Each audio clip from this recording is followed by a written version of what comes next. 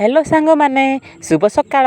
आज सकाळु सकाळु भाई मोर बिलकु जाइथिले आ बिलरु गोटे कंकड़ा धरिकी आनिथिले। तेणु आज आमर कंकड़ा आ तेंतुली चटणी हेबो। देखंतु भाई मते देले कहले याको पुड़ेइबु जा आ मांगो चटणी करिया पई कहबु। मु नेकी सीधा ताको चुली रे पुड़ेइ देली। आ देखंतु धनिया पत्र, सरिष, जीरा, लुण, सुकिला लंका, रसुण, तेंतुली ता सहित कंकड़ा एतिकी सब जिनिस चटणी रे मिसा हेबो। आउ एबे देखंतु माँ मोर चटणी करिवे। जदि आपण मानकु माँकर रेसिपी भिडियोटी भल लागे ताहले गोटे लाइक कर देबे। आउ चैनल को प्रथम थर करी देखुथिले निहाती सब्सक्राइब करिवे।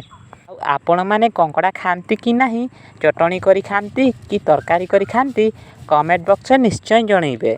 प्रथमे लंका बाटिले, तापरे सेतिरे धनिया पत्र देले, तापरे रसुण, जीरा, सरिष, लुण जेतकी भी थिला ताकू देई देले। बांटिकी ताकू चूना कर देले।